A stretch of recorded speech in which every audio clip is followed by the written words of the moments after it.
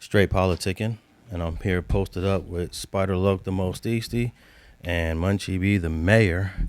And I wanted to start off by asking y'all what was the reaction, or what did you think about episode 1 that we shot last week on Straight Politicking? It was needed to look back on, see what we could work on for number 2. Over talking and shit, and I don't know if I was energetic. I know I was yelling in the mic and shit. I'm like, I need to kick back, but it was cool. We went a little longer than we probably needed to go, but it was straight. I mean, I don't mind going an hour and 50, an hour. Well, I think I want to stay around an hour and 30, or between an hour 15, hour and 30, just to keep my workload a little light. What do you think, Spider? My thought was about the time frame too. It wasn't good or bad. I just noticed how it seemed like we did it quite a long amount of time before I realized it. So I felt like the conversation was flowing well. Hey, I thought it was a great conversation, though. Agreed. Oh yeah, if you don't notice how long we sitting down, I mean it's flowing. Yeah. And I'm tired of people trying to tell me to get rid of Spider or fire Spider or Spider shouldn't be on the platform. Y'all watching. We appreciate y'all watching. And I'm going to tell you, I have, off camera, me and Spider have amazing conversations. We have amazing debates. We have amazing arguments. And that's just a part of life. And I love having somebody that I could talk to that I might agree with on certain things. We might disagree on other things. And that's just that's just human nature. What's the big deal about that? From everything from sports to religion to relationships to politics, we chop it up, discuss, debate it all. Here, I'll give the people one disagreement we got on sports. You believe that the prototypical future quarterback for the NFL is going to be a primary runner as opposed to a deep pocket passer. I don't like the way you use the word primary to describe the future quarterback that I see. I think he's going to be a dual threat. I was about to say that. I think the dual threat going to be more in demand in the pocket traditional. Dual threat. I think his ability to extend the play when the pocket falls down, and the ability to get more than 2 or 3 yards on a scramble is going to be almost essential for every quarterback. Well, I agree with that you're going to have to know how to run a little bit. A lot of it. Well, Tom Brady, there was one season he ran for 19 yards for the whole year. That means he knew how to run a little bit. Yeah, a little bit. Yeah, you have to know a lot of it. You have to know how to run a lot of it. But if you ain't gonna be a dual threat, you gonna have to be one of them quarterbacks that's willing to hang in a pocket, sit back there to some available. Like what's old boy for the Bengals? He was getting sacked, but he was taking that risk. Carson Palmer? Redhead. Carson Palmer and the hot Brett Favre. He just sit back there and just like on some Cowboys. Now Spider believes the Carson Palmers, the Brett Favres, and the Tom Bradys are going to be the quarterback of the past, where we're going to have quarterbacks more like Lamar, right? Lamar Jackson. Like Lamar Jackson. And even the Super Bowl winner, I think he's a mobile quarterback to a certain degree. To a certain degree, but when you look him up, Mahomes, he runs for about 300, 400 yards a season. But I'm comparing him to the greats, like you mentioned, like Brady. That's a big difference from the Mannings and the Bradys. Hey, Palmer and Brett Favre ain't the same type of quarterback, though. But they weren't runners, though. No. That's what I mean. Like guys who aren't going to run for 300, 400 yards a season. Like, Palmer, he like game managed. He ain't taking no risk getting it down the field like Brett Favre or Mahomes would do. You know what I'm saying? Right.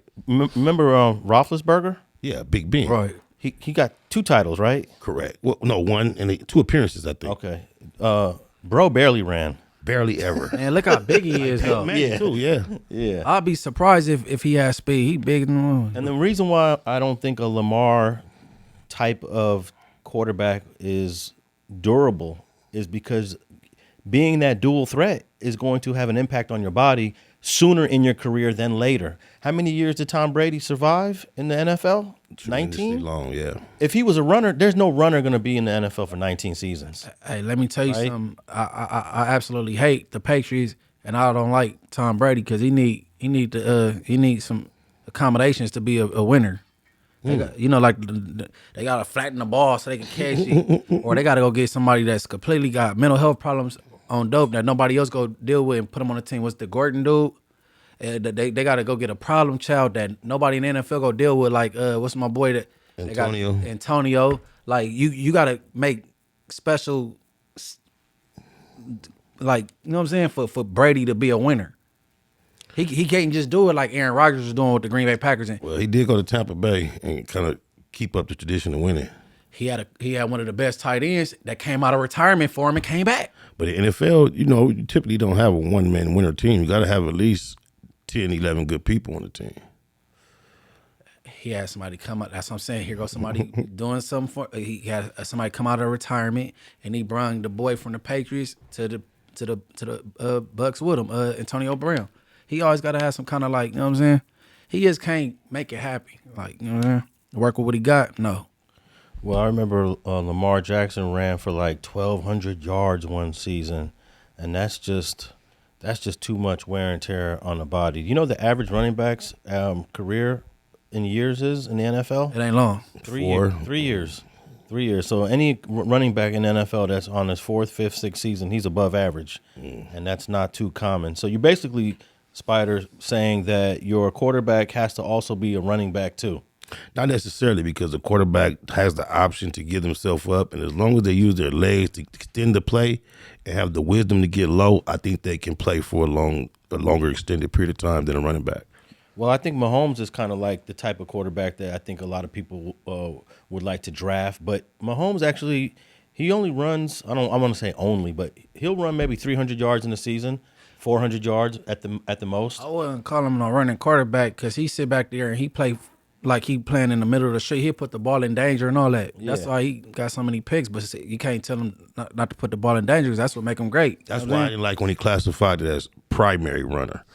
Dual threat was a better description for me. But they bring in them baseball coaches that show them how to slide. You know what I'm saying? Them running quarterbacks. But because you think of the quarterback that told them he didn't want to run so much no more, but then I had to teach him how to stay in the pocket. And don't you think the draft class kind of KG3 dictates what type of quarterback we're going to see in the future more so than anything? Well, I know they picked USC quarterback number 1 this season. What's bro's name? Big light-skinned dude. Yeah, Caleb Williams. I wonder, and you can never tell if someone's going to be a flop or a star. You can't even tell. I don't even know if he's got it or he don't. Think Deion's son gonna make some noise in the league? Very rarely do sons reach the level of their fathers. The only one I can think off the top of my head whose son was better than the father was Ken Griffey Jr. Yeah, the Mannings. It ain't gonna be like that with LeBron. The Mannings, the Mannings. Bryant's. LeBron's son, I ain't got him being like one of them boys. You know how many professional athletes' sons try to do it, and some of them we never even heard of. Like Pete Rose's son played Major League Baseball for many years. Probably didn't know it. Steph Curry seems to have outdone his dad. Oh yeah, definitely. Also, what's his teammate? Thompson. Yep. Michael Thompson played for the Lakers. Sure did. He was just a big body in the middle. That's Jelly all. Bean Joe. Yeah. You can't forget Muhammad Ali and his daughter though. Oh yeah, she can't mess with Pops though, could she? No. Oh, you saying supersede him or just who has done better than the parent or even close to? Well, you have to say Layla Ali was more successful as a boxer than her father was. Record-wise? Yeah, record-wise. Yeah. Maybe so.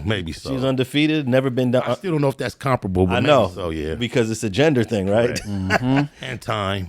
Yeah, I don't think she ever touched the canvas. Oh, yeah. Layla Ali. You can't take that from her, though. And Muhammad Ali touched the canvas with Ken Norton, Joe Frazier. All right, could y'all do that? Could y'all do the same thing with music? Nah. No. Because that's how I knew Nate Dogg's son wasn't going to work.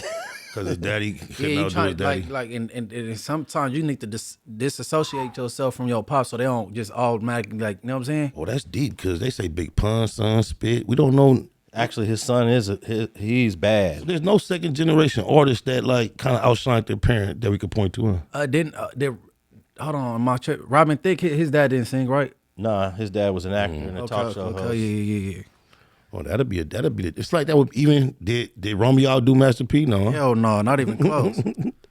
Hey, he used to play basketball for USC. He did. He was a bench warmer. And you know how many times he came in the game from the games I watched? DeMar DeRozan got him in. No, I don't recall him ever even.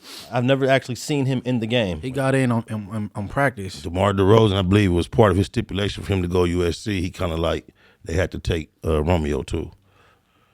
Yeah, I don't think it's going to be a long time before we see a rapper's son outshine the father. Jada Kiss That's got hard. a cold son too. But man, you gotta disassociate yourself From the pops.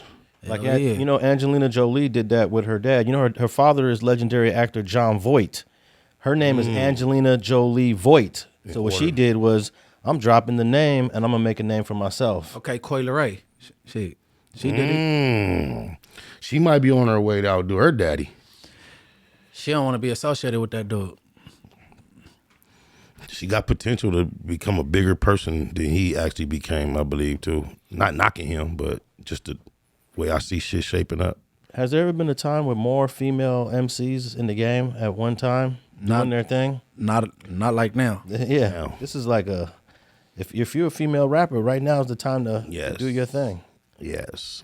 You know, I kind of like Ice Spice though. The look, me too. Yeah, look, not so much the music. I think she need to be reaching out. I'm a munch. She need to be reaching out. You know what I'm saying? I need a cameo in a video or something. See, I never want to make that correlation, but I wonder why you ain't redid that song. I don't want to rap on that type of beat. Oh, okay. The drill type, like, what's that, the UK drill or something? Right, yeah. Yeah. I like that Halloween hookup she had, that Betty Boop shit. Oh, my God. Did you peep that? No, who? She killed it for Halloween. Who, Bro. Ice Spice? Yes. No. I kind of like her because I saw her first video was in the Bronx, and as a kid, I used to walk those same streets when I was 7, This dude 8, be 9. having, you got a whole nother deep appreciation. Yeah. So when I'm seeing the park that she was doing the video in, and I see the number 4 train passing over, I'm like, damn, that's my old section from when I was a kid. You know. So yeah, you know, I still got. I'm LA though through and through. Don't get that wrong. But I was born in New York City. That's deep. But I was bred in Los Angeles. Okay, Tupac. I went to middle school in L.A., I went to high school in L.A., and I went to college in L.A. Those two big cities. Yeah. Really? Too big, you know what I'm saying? Yeah. I think I was fortunate. You know, you can't control who your parents are and where you're born, but to be born in New York City and then you come to Los Angeles and then you kind of be back and forth because my mom lived over there, my dad was here. You know, I got a taste of both worlds, and you know, I still go back on a regular basis. My mom's about to be 84 years old. Bless her heart. Yeah, man. That's a blessing. Mm-hmm. And I still got, and then, you know, I got siblings out there too. So, all right, I wanted to tap in with a lot of legal stuff going on in the hip hop world. This is another thing. There has never been the overlap of hip hop and the criminal justice system as it is today. There's not a time where a rapper is not under indictment. There's not a time where a rapper's either not on trial or about to go to trial or just beat a case. This, you know, I know Spider's old enough to remember the days that, every once in a while a guy caught a case. Yeah. A guy may have gotten arrested. He might be going to jail. But today it's like at least 10 rappers are facing some sort of felony indictments, RICOs. Like, who are you speaking of? Like, who are you thinking of in general? Like, Well, right now I was going to talk of them. I was going to, or I should also say either rappers as the defendants or cases where rappers are the victims. You know, because right now I was going to just talk about Young Dolph. Rest in peace. Young Dolph, rest in peace. The 2 guys that have been charged for his murder are set to go to trial later this year in September. They were scheduled to be going to trial in June right now. The trial is supposed to be happening right now. But let me read a quick little excerpt here on Young Dolph. And Young Dolph's alleged killers have been given a new trial date almost 3 years after the rapper's death. The trial of Justin Johnson and Cornelia Smith for the murder of Dolph was originally set to begin in March. Then it was delayed till June, currently right now, but now it's been postponed to September 23rd. The continued delay of trial is due to both the prosecution and the defense requesting a continuance, which would allow them time to prepare witnesses for court. Shelby County Judge Jennifer Mitchell granted the motion, but was not overly pleased. As we all know, this case was set for trial for today. And this is an article dated June 5th, just a couple days ago. I was extremely upset when the lawyers came to me asking me for a motion to continue, the judge said. I was really anxious to get this case over and done with starting this week, but they both expressed to the court the desire to get experts in, so I allowed the continuance to occur. experts. We've talked about that before, and people probably don't realize how important it is for both sides, defense and prosecution, is to have their experts lined up. And the judge has to grant this. If a prosecutor or defense attorney says, "Hey, I'm not ready," I still got to get some experts. The judge has no choice but to say, "Okay, what do you need? 30 days, 60 days, 90 days." So, what do y'all think? About which part? 'Cause you said a lot. Hey, but I know about like rappers ending up in that position. I think, or people that's successful, like, period, actors, rappers, or whatever. I think when they reach that, I don't think they realize they road change. You know what I'm saying? what do you mean? Like for example, and I could be off too though. I just felt that and I look at it a different way. I just felt like with Eric Holder, I think that should have been somebody else's role to address him if he was addressed about anything snitching. You know what I mean? And in the politicking days, like you know what I'm saying? You let the you know what I'm saying? Let them politic that shit. No, I'm a little lost on what you're trying to say. Do you are you following him, Spider? Yeah, he's saying Go ahead. that we're speaking about rappers in general finding themselves in these positions more so than ever.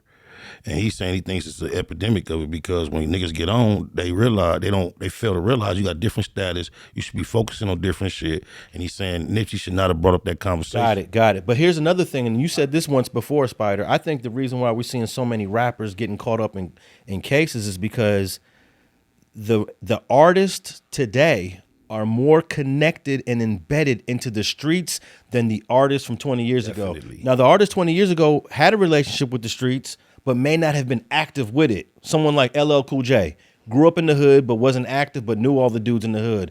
Now the dudes that's active are on the mic. Even deeper, the godfather of gangster rap outside of Easy, Dr. Dre, totally unstreet, but did a whole lot to usher in that whole genre of street gangsterism.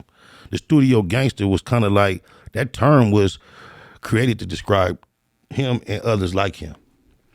So back to your point, Nipsey should have understood his role now as a national/international MC and had relegated duties to other people. Right. Like once you reach a certain level, you know what I'm saying, your role changed. That like I wouldn't expect a homie that made it to the NFL to still be trying to politic at hood meetings and shit. You know what I'm saying? Or like, but like that sounds crazy. Like that go for athletes, actors, any entertainer. You can reach that, man. Your role didn't change. You know what I'm saying?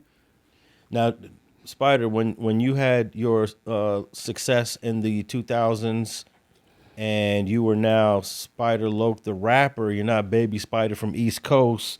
Did you kind of separate yourself and say, you know, I'm focusing on this music right now, and I'm leaving all that street stuff behind me? Not enough at all.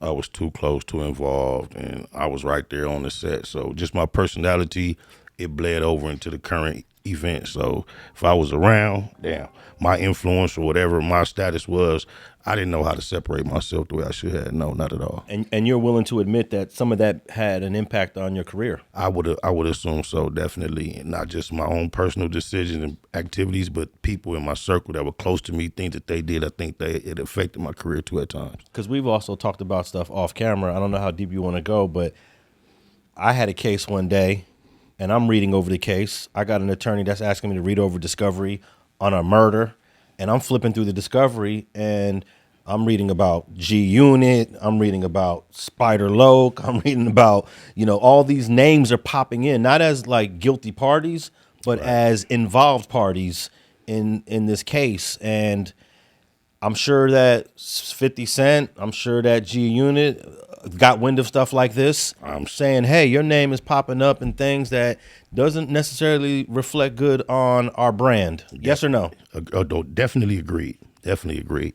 And although I was never, ever directly approached about these issues by 50 or Chris Lighty, I can only assume that they were approached to some degree by the authorities when I think about the magnitude of the situations, how much their company came up. I would bet $1 million against one every time that somebody approached them with some type of inquiries as to their involvement with these cases.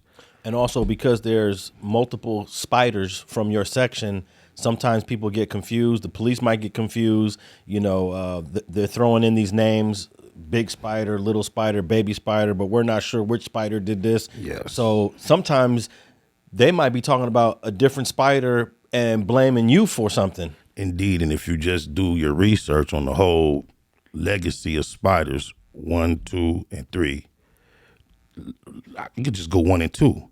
There's nothing good to find. If you like a law enforcement or a lawyer and you go check their backgrounds, you know you bumped into them guys. So that don't fare too well either. Hey, did you ever think of changing your name from Spider to just something else like a lot of rappers do? Like Nipsey. Nipsey was Little Thundercat from 6-0, but as a rapper, he decided, I'm going to be Nipsey Hussle. My rap name is No Brain. Just, it never stuck. Nobody would never call me Number Spider. Yeah.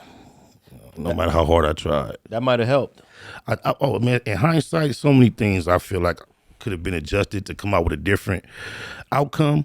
But then I look at the overall thing, and I don't know what the creator was preserving me for or saving me from. And I live with no regrets, but it may have changed things to some degree. I think Spider Low fit better coming from a West Coast artist. No Brain sound like you signed to Slaughterhouse or some shit.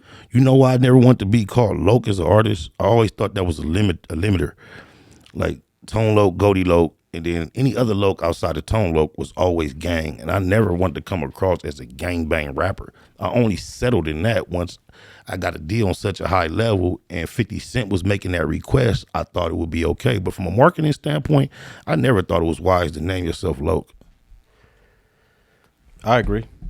I always wondered how Loke, which is really a Spanish term coming out of the Mexican community, got so embedded within the black gang culture. You know, that goes back to the 70s. Is it a derivative from crazy though, right? Loco, yeah. So I think, we just wanted to all be known as fools and then crazy. But back to Munchie's point about Nipsey, did Nipsey have any, and maybe Spider, you probably can answer this the best, did he have any advisors that would tell him, hey Nip, you're not Thundercat anymore, you're not Little Thundercat, you're not this, you're not that, you're Nipsey Hussle, the international rapper, and there's certain things you got to move differently now? Me personally, what I experienced being around Nipsey, even being 11 years older than him, especially during the last, times of his life, he seemed like the wisest, oldest person around. I was about to say that, but I ain't got no. On God, bro. So I'm not sure many were comfortable trying to tell him how to curve his program because it's like he had all the answers and all the slick shit to say. Look, talking to YG, he giving them books to read and shit. You know what I'm saying? Mm-hmm. So so I'm guessing they're probably looking at him. He making the smarter decisions. But when you political and you just know wrong is wrong, right is right. Sometimes you can't help yourself. You know what I'm saying?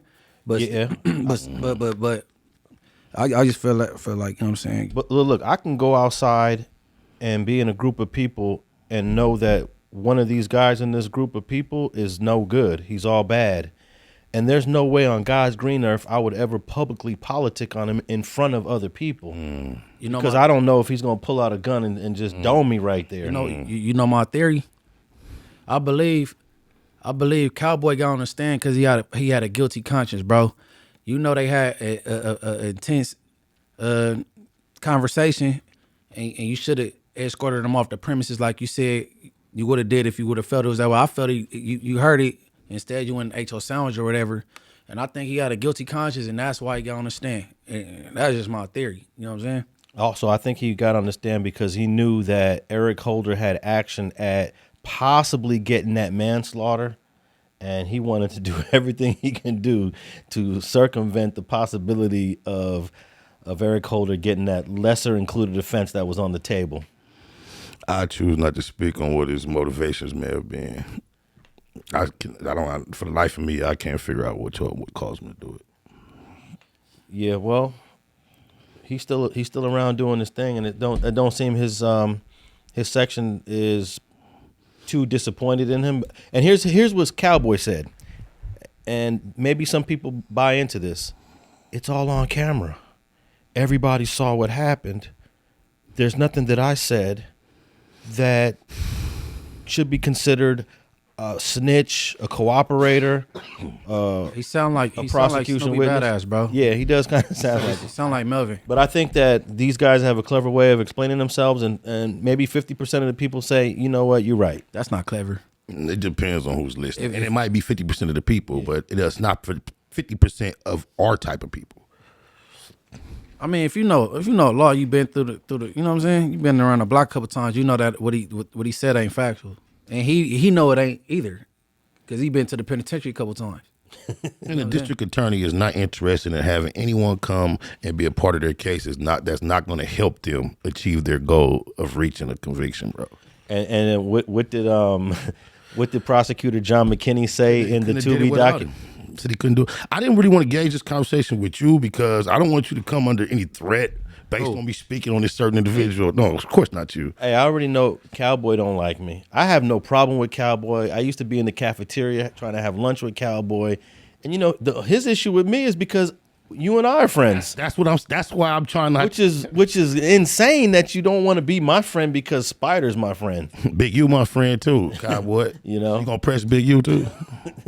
Oh yeah, huh? Yeah. He looked at me as a vulnerable. Nah, he probably looking at you like you're giving him a voice. Oh, okay. Plus, he did this in court. In court, bro. In court during a break. On trial. So nothing was going on in the courtroom at the moment, but he did kind of mouth off to me. But I don't hold it against him. You got tough in a penal institution, bro. Yeah. And if it ain't in the court tanks and back there, that don't count, bro. Well, no, you keep cracking that court. Shout out Treyway. You know he threw him. Many others through the years. Yeah, yeah. Okay. I wanted to talk about YFN Lucci because he's kind of like in the same situation as Cowboy was in. A guy that's been asked to testify on behalf of a case.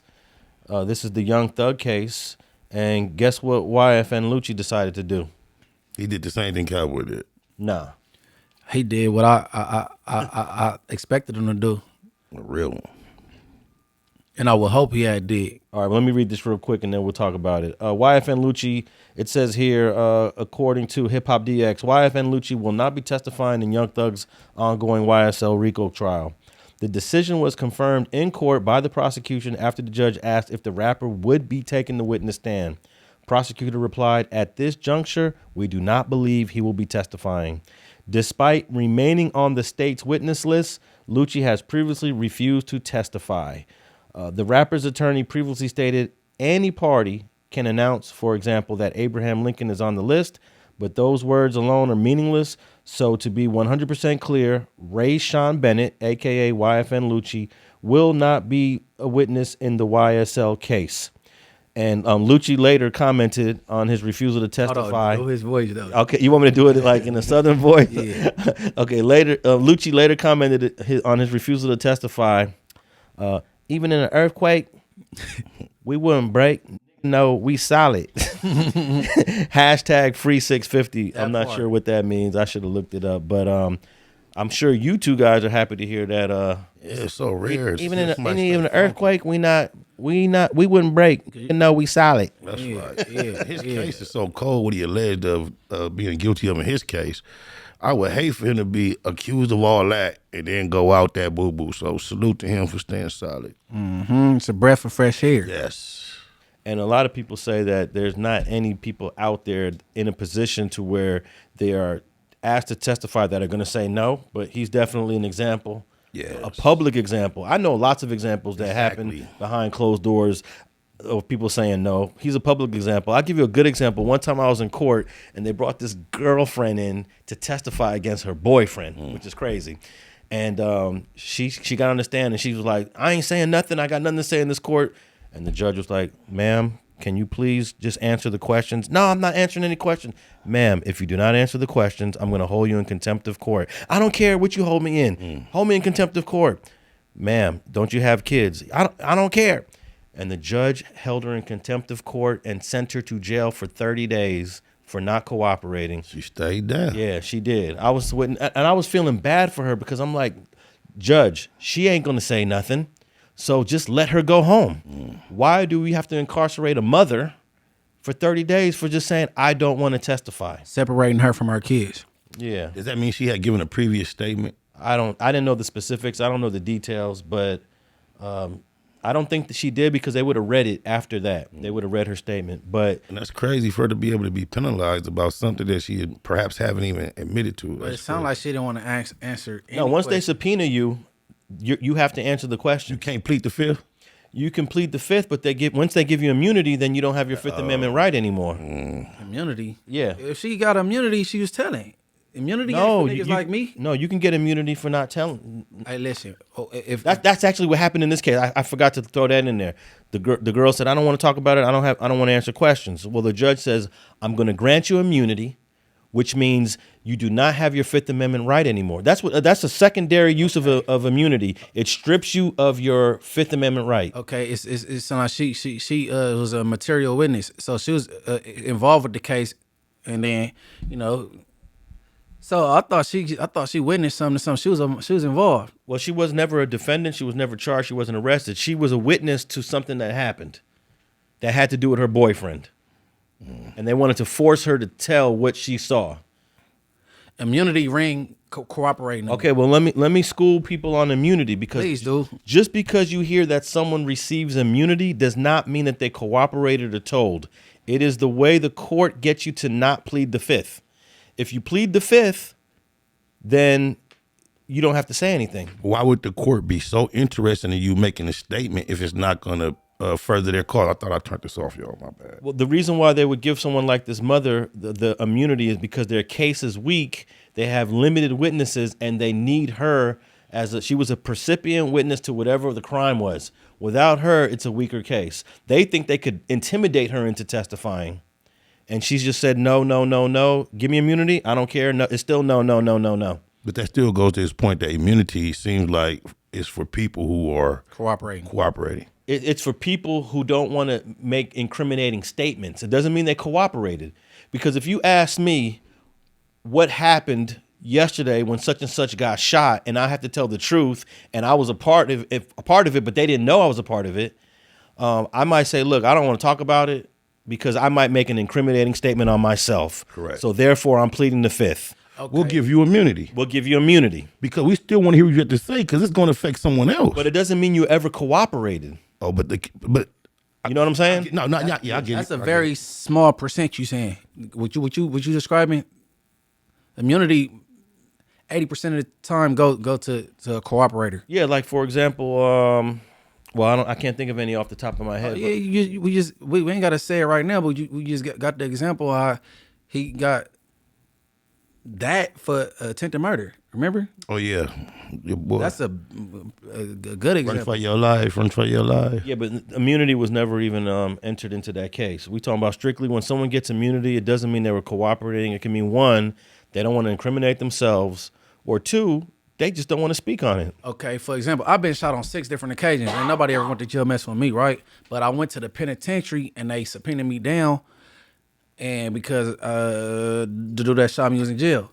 So I'm like, damn, while I'm down here, I'm down here, the DA come, and he like, oh, Mr. Banks, do you know why you down here? No, not really.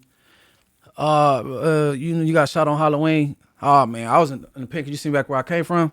Oh, Detective Tripp told me you might give us a hard time. I'm like, man, I'll plead the fifth. He said pleading the fifth is when you have something to do with the case and you're not trying to incriminate yourself. You're not the one on trial here, or you're just, you know what I'm saying, trying to. So that he described it backwards how you said it. He said when you plead the fifth, you're potentially involved with the case and you don't want to incriminate yourself. That's also possible too. That's what he was telling. But let's say someone got killed right in front of my door, and everybody says Alex saw it, Alex saw it, Alex saw it.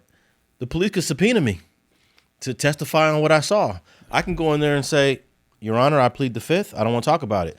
I have nothing to do with the case. I wasn't even part of the case. I don't even know the victim and the shooter. I just saw it with my eyes, and everybody knows that I saw it. Now, the judge can say, look, I just go up there and lie. I'm going to strip you of your Fifth Amendment right now. I'm not going to allow you, Mr. Alex Alonso, to plead the fifth because you're the only person that saw it. So I am giving you immunity, which means you don't have your Fifth Amendment right anymore. So therefore... But that still brings us back to, so you can go ahead and cooperate. I could either say no, and now I'll be held in contempt. That means I'm going to go to jail. Can you believe that? Yeah. I could end up going to jail because I just don't want to talk about what I saw with my own eyes. Right. It's crazy. And that means that you have to get your Fifth Amendment right taken away. Mm-hmm. And the way they take it away is by giving you immunity. Correct. So I guess it happens a few ways. Kelsey Harris in the Tory Lanez, she got immunity. And everybody's trying to figure out, well, what crime did she She Didn't she got also plead the immunity fifth too, though? She pled the fifth. She said, I don't want to talk about the case. I plead the fifth. And then there was a little sidebar. And then the prosecution told the judge, we're going to give her immunity because we want to force her to talk. But she still didn't talk. She talked, but she just didn't answer the questions. Here's another thing you can do as a witness. Say, all right, I'll answer your questions. All right, Mr. Alonso, did you see what happened out in front of your house? Nah, I was standing there, but right when the gun fire went off, I was actually turned the other way. You can just basically lie. That's what I was just saying. Yeah, you could basically lie. That's probably the best way to get out of that situation is to testify by giving vague answers. Mm-hmm. I don't recommend people doing that. I'm not giving advice on people to do it. You are expert. But I'm saying that's one way to get out of it. But I just for the record, if you're ever going to be on the stand, please tell the truth, the whole truth, and nothing but the truth to help you God. But why do they swear you in and they don't know if everybody even believe in God? I know that is kind of funny, huh? One nation under God. Real quick before we finish this Lucci thing, can you believe that Young Thug is still in trial since last year? I don't think I've ever heard of a trial lasting this long. And he faces 8 charges in that case, and one is including conspiracy to violate the RICO Act and 2 counts of participating in a criminal street gang, along with multiple drug and weapons offenses. I haven't been able to even keep up with this trial because it's just so long. How many people was on that indictment though? I remember it was a big number back at first. Yeah, and there was over like 180 overt acts that they were alleging that occurred between this slime. What is it called? Young Slime? Young Slime Life. Young Slime Life, 180 overt acts. Most of the overt acts were social media. They weren't even crimes. But you assume they want to trim all that down and get them on something else anyway. They just piled it on. So something stick. So something to stick, yeah. Yeah, I don't know what's going on in the case. They never even offered him a deal. They must really be convinced. You know, they always want the boss, though. They want the boss. And even though Gunna is not going to testify in this case, he did make a statement that his participation in YSL was gang activity, was gang related, which definitely does not help the other defendants that are on trial. Damn right. So I don't know how people view Mr. Gunna.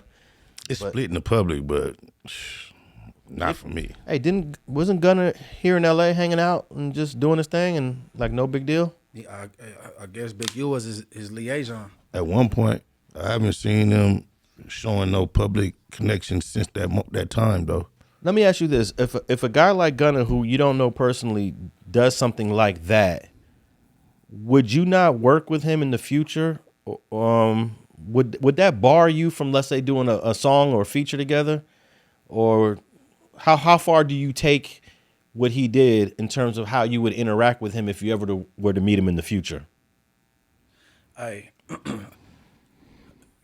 for example, I don't want to be literal in this case, but the buster with the bread ain't supposed to run the show. You know what I'm saying? But if he the buster, he's supposed to be all in his pockets. Busters can't have shit. You know what I'm saying? I mean, utilizes buster, and you know what I'm saying? But you know, shit, he in the public eye, he big, so everybody got eyes on him. So everybody, you know what I'm saying? But if it was on a lower scale, you'll have the greasy neck niggas in the set, nigga, poking holes in his pocket. Like, nigga, you effed up. Now you got it. You know what I'm saying? If you want to live around this motherfucker or keep maneuvering around this bitch. So it would definitely be uncomfortable for him to keep coming around and hanging out. Hell yeah, unless he paying. So there is a slight way of slivering out of it. Yeah, but it's always the popular vote, so it depends on who you is, man. I'm telling you, it be the popular vote. Look, you notice everybody is free to shooters until like the victim is a rapper. Now they want justice. You know what I'm saying? See, with someone like Gunna, he can't deny what he did, and I don't think he's denying what he did. So at some point, you have to just either forgive him. What he said, he got kind of tricked into his lawyer had him under the impression that he was about to do something else other than what he did. That's what he say. Yeah, I'm not buying that. I know he knows exactly what he did, you know. He wanted to go home. Now, people ask me all the time, would I ever do a podcast with Mob James? Everyone knows he was an FBI informant. And my answer is, if he ever comes correct, admits to what he did, apologizes to FG, I could sit down with bro again. Mm-hmm. But if he keeps lying and denying it, then that's where I draw the line. I'll do an interview with Gunna before Mob James, because Mob James it's too groundy. It's too ground level. You know what I'm saying? Like, I could walk to the store and bump into the dude he sent to the feds for years, and the rest of them just walking through the neighborhood. Like, and then what do we have to talk about? You know what I'm saying? At least if you talking to Gunna, he got a career. Like, Mob James is a popular snitch and a drunk from back in the death row days. Well, let me ask you guys, what's your whole thought about forgiveness? For what? For anything. We always talk about, like, for example, TC. We want TC out. He did 19 years in prison. He killed a man. At some point, we want him to be forgiven by the justice system and forgiven so he can come home. So when I talk about forgiveness, for whatever the offense is, including telling and cooperating. Well, in the instance when you talk about somebody that go to jail and committed a crime, you know what I mean, shit, they mature over the years and they don't feel away. You know what I'm saying? They not in the same mind state, and you know what I'm saying? And people do change. You know what I'm saying? I think people deserve a second chance, you know what I'm saying, when they make mistakes like that at 15 and blow somebody's brains out, and now they about to be 39, 40, like, you know what I'm saying? Like, I think, but you, when you talk about telling, it's just you. That mean you was weak, and you shouldn't have been doing what the F you was doing anyway. You know, so you shouldn't have been taking part in it. What's your whole idea of forgiveness, Spider, on this topic? On the violence or the telling? I mean, if we can forgive a killer, can we forgive a snitch? Well, I can't speak on. I don't know when you say we, who you're speaking of is we. Society in general, ex-street dudes. So I can speak for me. Yeah, he asking for you now. I can speak for me, because a lot of times, to me, the concept of murder doesn't need to be forgiven, regardless of what society dictates. Because if you and I agree to duel to the death, on a moral level, I think that's between you and me. So if you and I duel to the death and I win, even though the law has a part to play, I really don't feel like I'm needing no forgiveness. So I can watch the system do its thing, and I could already feel like the person was justified because I knew what y'all was up to. So when it comes to snitching, it's similar. I judge niggas that know exactly what's going on a little different than I judge young niggas who can get bamboozled and twisted up and get their words used against them because they was nervous, scared, or didn't quite understand. But when niggas get mature in the game and they know they make up their mind to break the law, and they get presented with the opportunity to open their mouth and they just outright take it, I don't think there's no forgiveness for that. Okay. I think I understand your point about the homicides taking place, because when you join a gang and when you embrace the street life, that's always a possible consequence of what you're joining. Correct. Of what you're participating in. So unfortunately, the families of those don't necessarily feel that way, you know. But I often make this correlation, just UFC or MMA fighting. Two people agreeing to basically destroy each other. But if I just chose to do you like that without your permission, it's illegal. Exactly. And you know what's crazy is that you use the word duel. They used to do duels in the United States back in the 1800s, late 1700s. In fact, Andrew Jackson and Alexander Hamilton had a duel in New Jersey because they had banned duels in New York City. If you dueled in New York, the punishment was death. They banned it. But in Jersey, across the river, you can have a duel. And they did a duel to the death. Wow. You know, these are white politicians. Correct. That were in their either late 30s or early 40s. So when you hear people in modern time in 2024 wanting to hurt each other, fight each other, assault each other, this is just humanity going back hundreds, if not centuries, millennium. Yes. There's nothing new under the sun. So I always find it amazing that people will start to criticize or judge that person A wants to duel person B.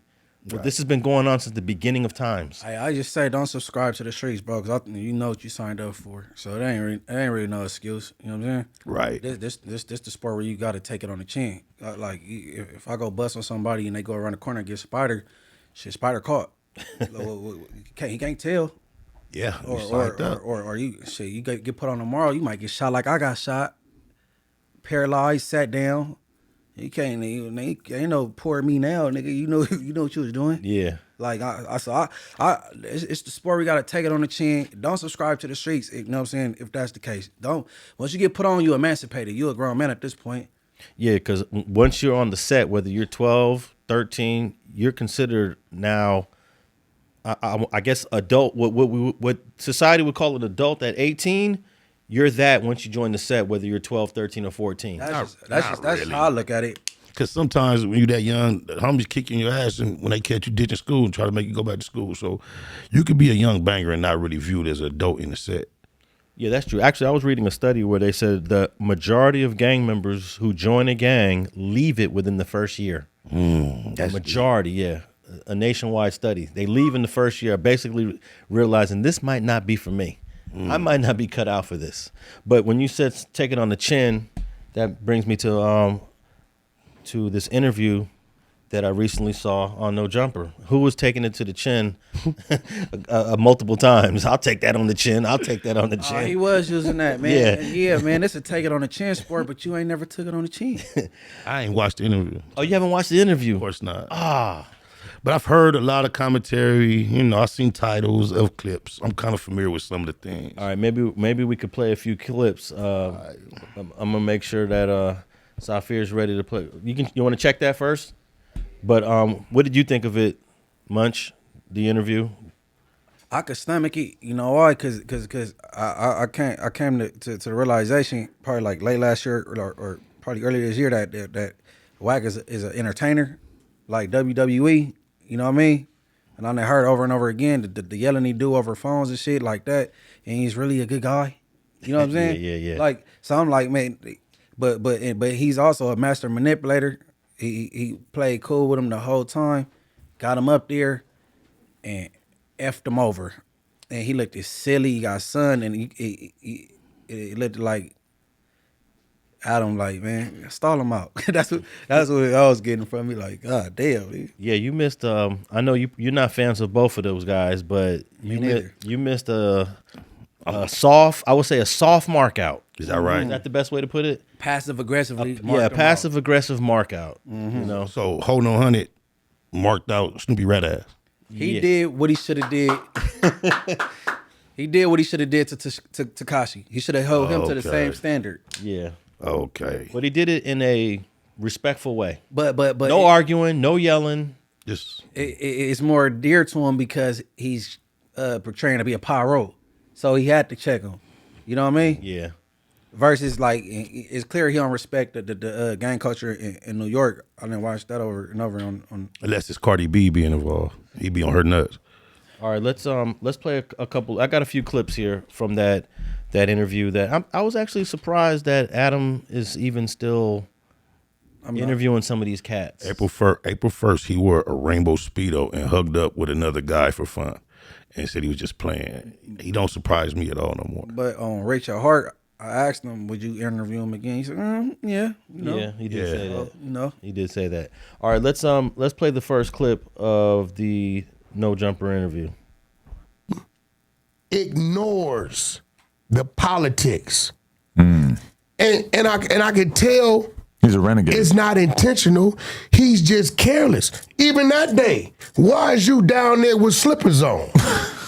No, let's keep it gangsta. Why are the slippers the issue? Hey, but because That's a violation. You know what I'm saying? But what you don't understand, I've had Bloods put this on me in public too. I'm at the fucking Domo in slides and they're I was on out me. of pocket. I was slipping. I'm dumbass. But look. But wait, where he's that at wasn't in my his life? apartment complex. Hold though. on, but wait. That wasn't. I wasn't running up to my Missed the house. point. That's just that. The point is, Where you at in your life with everything going on? yeah, Slippers? yeah, I'm out of pocket. Like I take that to the everything. He called himself. I was a dumbass for that. You know. hey man, I mean, I wouldn't call him careless. I think he got side effects from doing drugs too long. He admitted he admitted in that same interview, but and you currently doing it.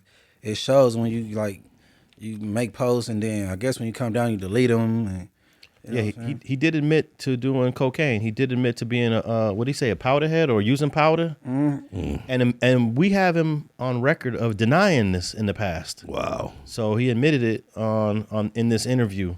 But you know what? Potter Ranger dropping. I ain't coming with Potter Ranger. I'm gonna save that. That's a good one though. Hey, I remember in the '80s, a lot of dudes from different sections used to wear these house shoes you'd buy from the swap meet. They had very soft bottoms. Corduroy. Yeah, No, the corduroy house shoes. No, but they got the house shoes with the hard bottom now, almost like the Cortez bottom now. Okay, well, if anyone has 1980s house shoes, you felt everything when you walked in those. You know, I could never, and you just slid your foot in them like slippers. You remember those? That rule about the house shoes is some jailhouse shit. Niggas tried to bleed it over to the streets, but that shit ain't never stuck in the streets. That's some jailhouse shit, because if you get caught slipping out here with your feet ain't right, you vulnerable. So if a homie catch you out on the floor on the day room and you got your shower shoes on, you gotta do some push-ups. But that ain't no shit no niggas really. Probably in certain hoods, it was a real thing on the street. Homies done got DP for being in the hood with house shoes. Yeah. Yeah. Niggas done got DP and shit. Yeah, I remember in the '80s, everybody wore these house shoes. Yeah, my hood too. Everybody wore them. The black corduroy ones. Blue ones, black. Yeah. Even the bandana kind. Oh yeah, they even sell those still in the swap meet to this day. Yeah. Yeah, nobody wearing them though. I wore some. Recently. I had Oh, you did have some. but it was an odd occasion. Yeah. An odd occurrence. Yeah. Okay. Let's go to the next clip. Clip number 2. Yeah, they What's the name of that? Sex Cash or yeah, something? it's a little clique called Sex Cash that had blood, like LA Bloods and Crips in it mixed in one. Okay, now, how many power rules was in that? Shit, a gang of them. Oh. A lot of power rules. So one nigga from the mob. I don't know what he going by from the mob. Couple niggas, bro. So he was claiming that. Yeah, because look, what you gotta understand when a couple niggas. This niggas from Park Village from What, there. they was young niggas? Yeah, they. What's the name of that? Sex Cash or something? It's All right, play clip 3 too. It's on the same topic. Bipolar, schizophrenic shit. A lot of them dudes that take it to get the shit or the SSI to checks. move it Okay. or get the SSI checks. So what's your issue with him being part of this clique at a certain point when he was younger? That's a violation. Because he was in a clique while also being from a hood? If the only clique he was supposed to have been a part of, right, is P-Funk. Something internal within his neighborhood is set. Or let's say his neighborhood then clicked up with 2-3 other neighborhoods. That's homies, right? We get that, right? You know, you got that, right? But the minute he crossed, because watch this. What if Sex Cash get into it with P-Funk? It was P-Funk. But as soon as we look up and Sex Cash come through P-Funk and get down, who the first nigga the homies looking at? Me. Oh, So was it like that? But no. But you know what though? It's crazy. I understand what Wack's saying. You know what I'm saying? Like, This ain't what I'm saying. This it's what a it violation is. based on the fact that power rule supposed to be one thing. I understand that, but it doesn't take from the fact that I'm not the only person from Hollywood. Wow. That's from a clique right now. Well, I'm not from a clique anymore. Stop. I'm not the only one that told. Come on, bro. You gotta stand, bro. How are you going to put that on? Okay, so let me just say that in 2008 and 2009, when Snoopy was part of Sex Cash, they were not calling themselves a clique anymore.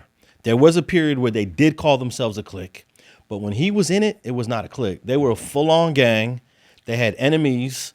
In fact, I think they don't get along with 1200 Block. Is that right? Of East Coast Crib out there in Riverside. Okay, you know, doesn't Crib. Yeah, so I think he wants to try to downplay his participation in Sex Cash. It's actually, the whole name of it is Unknown Sex Cash Mafia, and he just wants to demote them to a clique. And I know for a fact right now that Sex Cashers are kind of offended by you calling us a clique when we was banging at that time. Is that before his Paris neighborhood alleged? It's right after Paris. Oh, so damn. Wow. Yeah, and for whatever reason, the Paris stuff never came up in this interview. Hey, look, Wack haven't been an active gang member in over 25 years, bro. So he talking about what's rules and all that. It's a lot of people that's a part of a clique and from an actual gang. You know what I'm saying? I didn't see it but you don't make the rules for everybody, bro. You don't make the rules for everybody. That might just be the group of niggas you hang with in that show clique or whatever, and then you from so and so Paru or whatever. You know what I'm saying? But shit. But what's his name? Snoopy just a buster through and through. So it don't even matter. Like he just riddled them all the way. He told them shit that did like they ain't really etched in stone. That he said, "You right? That is against you. You don't know shit. Neither one of y'all, nigga. Like you ain't been an active member in over 25 years, bro." But he agreed with him. Yeah, you right. He took it on the chin. The whole I took it on the chin. I take it on the He took it on the chin. You took it on the chin when the West Side Pyros beat your ass. But I think Wack missed the bigger point because I agree. Sometimes you could be from a clique. I think Spider, you had some history where y'all had a little hustler thing going, and then eventually it got morphed into the hood. 9-9 East Side. No, but he's saying being from a same clique time. and a gang at the same time. I mean, I do know of some examples of that. I know around over here, there used to be this thing called Gramercy Street Hustler, and there were some Gramercy Street Hustlers that had dual affiliation with the Bloods. Right. They were Bloods, but they were also Gramercy Street Hustlers. Not all Bloods were Gramercy Street Hustlers, and not all Gramercy Street Hustlers were Bloods, but there were those few dudes that had that double affiliation. And you will have niggas that they from a clique at school, and then they be from a hood, and But it's examples of that. But the biggest point I think that he missed was that when he was a part of it, they were full on gangbanging. And I'm sure everybody's seen that picture of when he was T Prince At the funeral. At the funeral, if you look at the shirt, it's got all the hoods whacked out, all their enemies, and they're at a funeral of a brother named Daryl Hosey that got killed in gangbanging. So he had a hood named T Prince. He had Sly Blue, and Snoopy from Hollywood. Mm-hmm. That's correct. Okay, but see now, keep in mind he twists his timeline up because he told him he was from Pyro, came on and was a part of the clique, but I think he's from part of the clique. He just mixed it up though to work in his favor. Oh yeah. You see what he did with his age? May 30th, he told them people that he was 34, and a day later was his birthday, May 31st, and he actually turned 39. So he started banging Pyro in his 30s, and so that's the part, right? I mean, Goofy's gonna do what Goofies do. You ain't never lied. And when he was Sex Cash in 08 and 09, he was not part of Hollywood at all, even though he did say he was. But I've already confirmed with multiple Hollywoods that he was not a member of Hollywood. That didn't come until the teens. Wow. The teens, the 2000 teens. You got to be kidding me. Hey, but he don't. Okay, now I ain't gotta say his name. He came along with a buddy that's an actual Pyro, and Wack talking to him outside, and his boy said, "Man, Wack, man, he just never been laced. Even when he came home from prison, he wasn't laced. So your boy you hang with every day, say something like that, and you go get back in the car with him." I mean, you know yourself that you're a goofy, you know what I'm saying? And then you say it's not a big thing, a big hooray to be from Hollywood, but then you leave and get way away from Wack, and then you get on camera and say, "Hey, can't nobody ever take my flag from me. I'm Pyro." Bloody Mary, that's on Pyro Love. She wasn't a Pyro. Yes, she was. That's what I'm saying. That's how you know you was an out of towner. Wait. Nina X wasn't no Pyro, bro. Who? Nina X. Bro, she was from Avenue Pyro. All right, I'm through. You a Crip. I was in the studio with her too for quite a few times. You a Crip, bro. I'm not tripping on that. All right, I'm saying right, like I'm wrong. That's how She was from Red Rum's section. I known her to be Nina X, a Black Power rapper, until she got that lick. But did you start off as a gangster rapper, or you was more? I mean, at battle. I mean, at the time that record was out, she went back to No, I'm talking about you. No, I'm not talking about me. I'm talking about her. I'm talking about you. I asked you a question. I know. I'm just trying to my history of my knowledge of her at that time. That record came out. This is what we wanted. I will get to that. This is what we was waiting for. No. I can't ask you a question. Let me say this: Leon Haywood Studios. I used to be recording with her. So I understand that.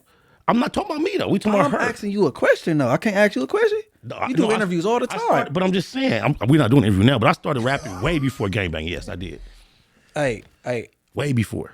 No. I'm saying you started off. You was more lyrical. Yeah, I'm saying way before gangbang. I was rapping. I was rapping in church as a kid, like young. It's not different. It's different. Right. I knew her as a young adult, teenager, whatever she was, and I knew her after Pyro Love, and she was on some straight Ascari X, Nina X, and I was told that she only did that for the album. If she got turned out after that, that may be a case. But we used to record at Leon Haywood Studio on Rodeo and Crenshaw, E-Gym in the back alley all the time. She's from Avenue Pyro. I take that from you. I'm not arguing with you. Yeah. But I remember back then they were saying she wasn't, and I used to be with her, and she was a square like rapper. She probably got turned out afterward. Is she cool with that being out there though? I don't think she alive no more. She's resting, bro. Oh, is that right? Okay. Yeah, like man, the game Goofy BadAzz said she's from Ohio. Yeah, a lot of people. My dad's from Memphis. What are you talking about? What do that mean? All these founders. No, I ain't trying to like agree with him, but I've been under that impression all my life that she wasn't really no damo. She's from Ohio, boyfriend from Fruitown, and she. But she came out. She came out here young. She came to Inglewood young. I can't say I can't say when she touched Inglewood. Okay. I had a song with her where she. I used to always remember that she came in the studio and she wrote.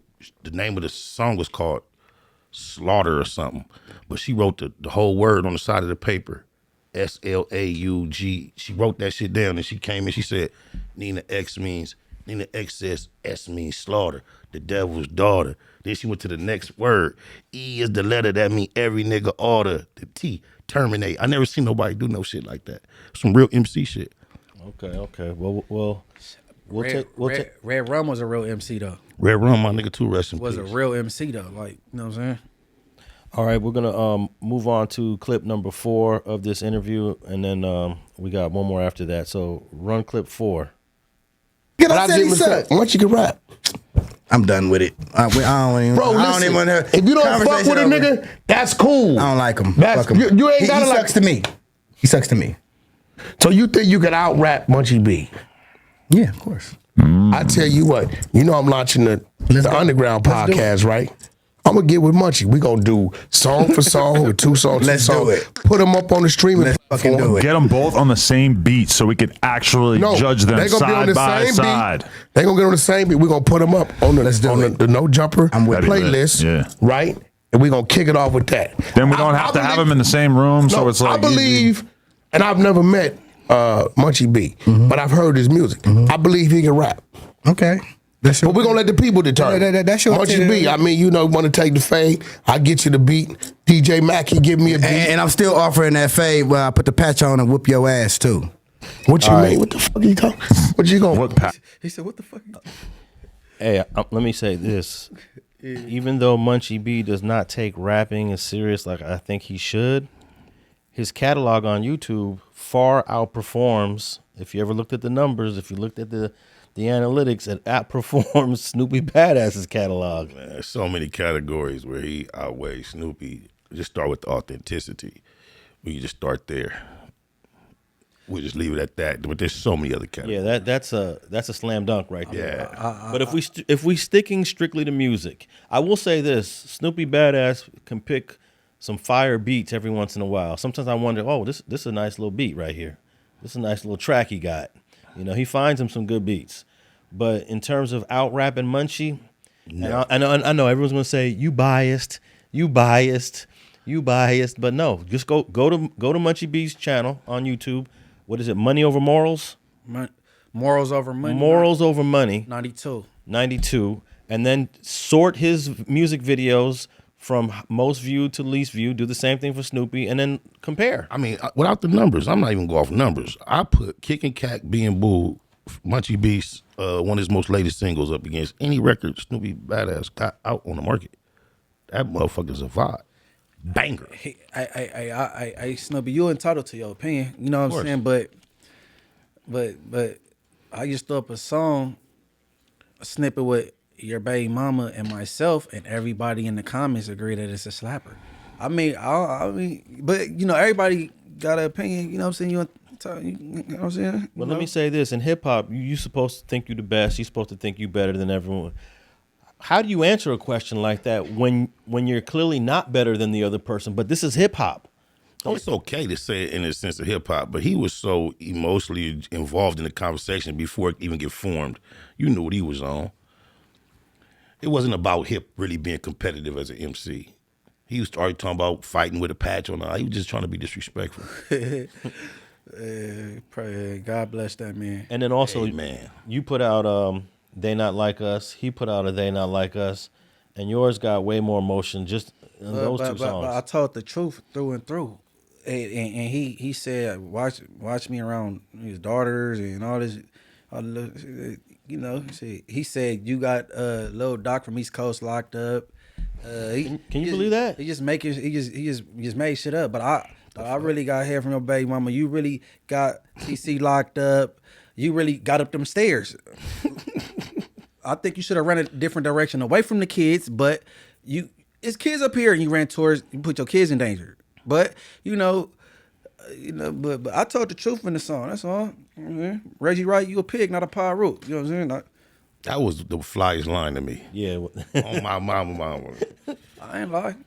That was clever. Hey, what do you think about lyrics in hip hop? Should they always be accurate, authentic? Because I was having this conversation with one of Snoopy's dudes, and he was just like, I was saying basically, Snoopy lied all in his song. Dude is like, hey, this is rap. This is hip hop.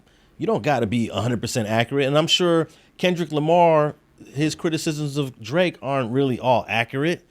Is there a place where that's allowed in hip hop?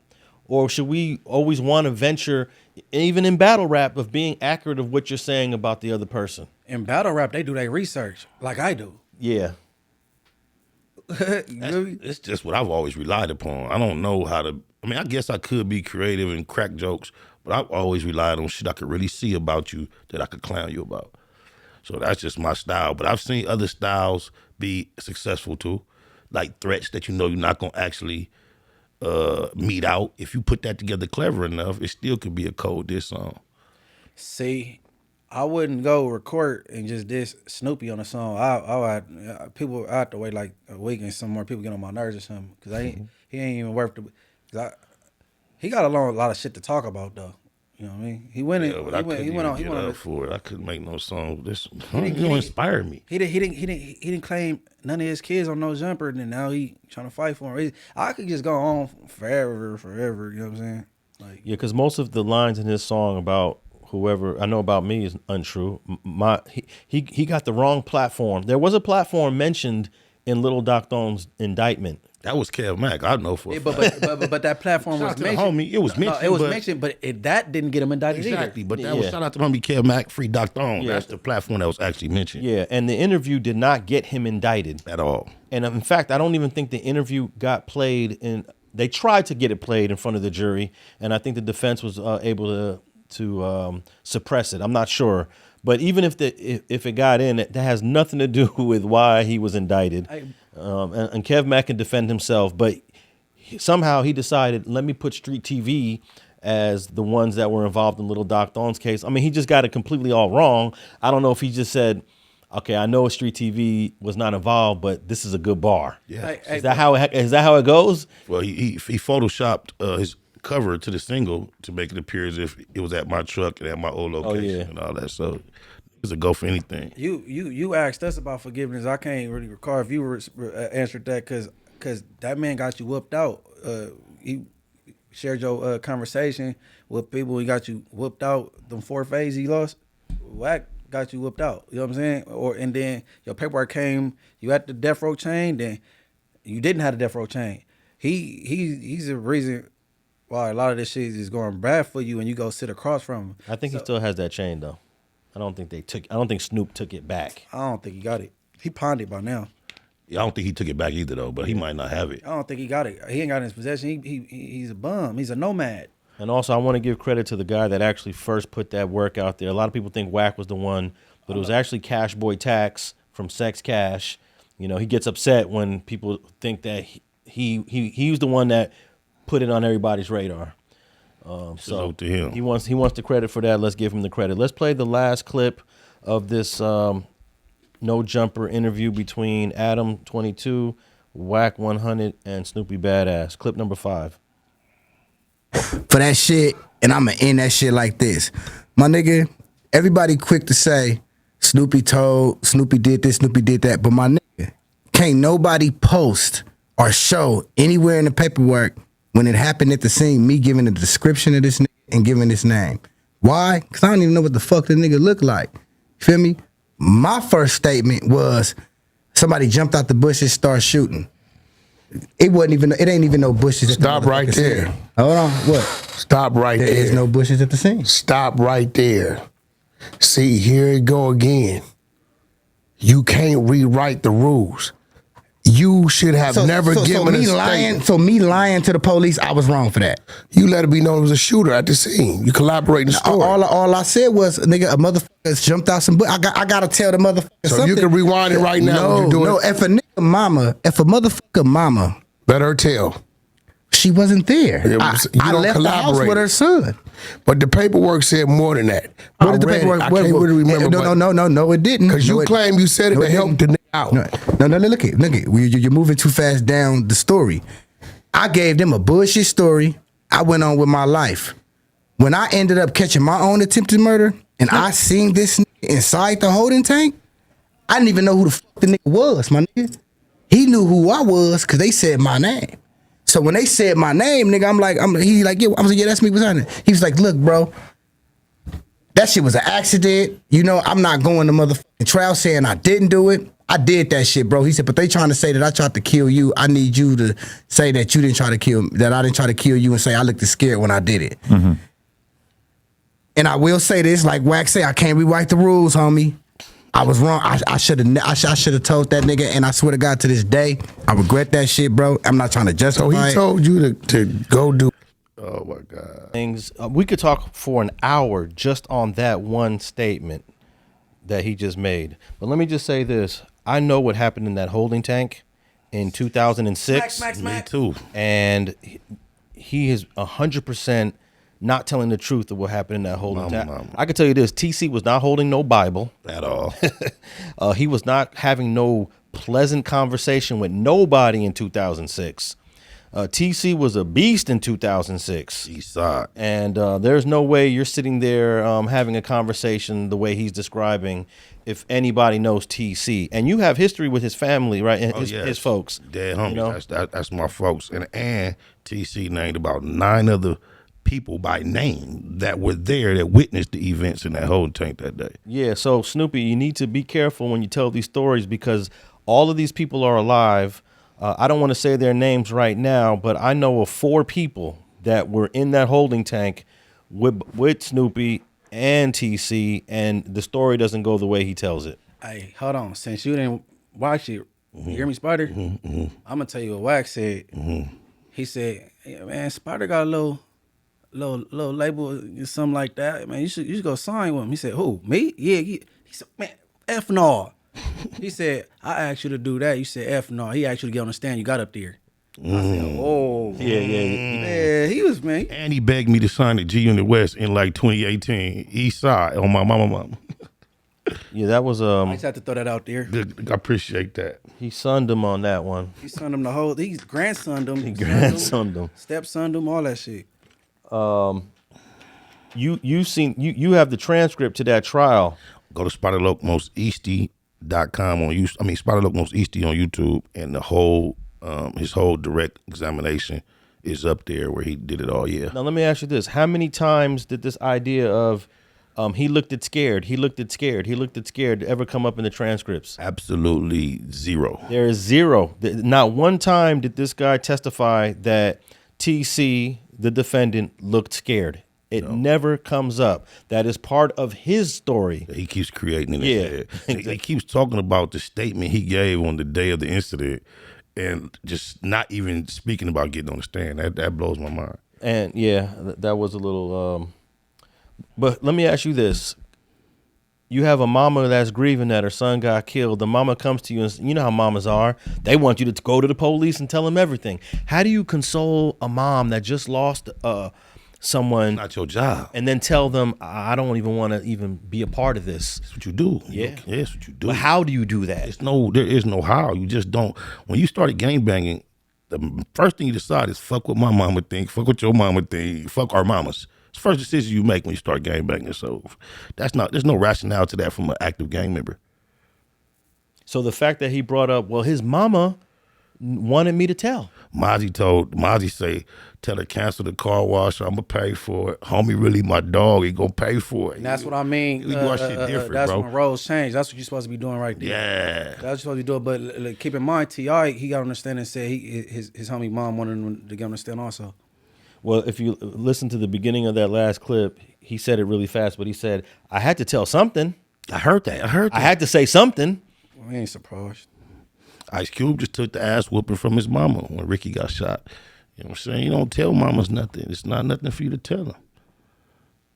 Unless you got us more than your mamas. You feel me? You got some mamas that can get the info and they with the get down. Don't tell my mama shit, bro. With mine either. All right, well, let's wrap this up. Holler at Pops, but don't tell my mama shit. Any final thoughts on that interview, and what's your whole take on that, Munch? I like that he got baited in and got sat down, and he the poster boy for why you shouldn't tell. And, you know what I'm saying? I love it. You know what I'm saying? It wasn't a good look. It absolutely backfired. You know what I'm saying? If that's what he thought, he's about to revive his little chicken scratch ass rap career or something. Yeah, I don't know. And any reason why you don't peep in on some of these interviews? You know, check it out a little bit. I have zero interest in what either of those individuals have to say. Just no interest whatsoever. I mean, I have no interest in it either. I feel the same way as you do, but I need to know what was said. You know what I'm saying? I like to know facts. And these people have both proven themselves to be so far from factually based. It doesn't matter what they say, because I know they're not going to come around no facts that matter. At least when it comes in regards to me. All right, y'all. Hold on. Yeah. I during my little rant, during the verbal lashing, I want to apologize to Worm's family for saying F that man, because I was angry. But I do not apologize on the Nook thing, and I believe the link to that is in the description on that. You know what I'm saying, on Straight TV. Okay, yeah, real quick before we wrap this up, Munchie went in hard the other day on what Snoopy said about Munchie in the No Jumper interview. Did you see this? I reposted it too. Oh gosh, look, I recorded this. That was a classic 20 minutes. I recorded this, and do you remember what I said after you finished it, Munch? No, whatever. I said I feel bad. You remember? You did. I said I feel bad. Damn. I really felt bad. Especially when you got to the end with the Nook. I literally felt bad. I was like, damn, I don't think I've heard a verbal lashing that intense in a long time. Yeah, but you can't say why somebody didn't retaliate on something and you using the court tanks with the man that killed your friend in Orange Reach. And then Nook, his killers was out for 4 years. And they big partying, and then, and then he threw the party in there. Then you just sat across the table from the dude who slid Snoop Dogg your paperwork, and it was allegedly responsible for you getting whooped by the West Side. Oh, that's not alleged. I know. Well, yeah, hell no, that ain't alleged. The paperwork is alleged, but he take credit for it. So, you know what I'm saying? And you forgave him for ruining your career. That could have been. Well, Worm's name is Damon Mabins, and I hope. Yeah, I apologize. If anyone in his family, rest well, Worm. If anyone in his family is listening, you're apologizing to the Mabins family? Yes, sir. Okay. Yes, sir. I appreciate that much. Yeah. All right, Spider Loco 67 on Instagram. He's also got the Black Box on YouTube. Spider Loco Easty is the channel. And also Munchie B got, it's not morals over money, it's money over morals. No, morals over money. I'm sorry. Yeah, of yeah. course. Of course. It's always morals over money. Morals over money 92 MB_ the mayor on Instagram. And I'm at Alex Alonso 101 on all social media platforms. StreetTV is the YouTube channel. And thanks for tapping in for another episode of Straight Politicking.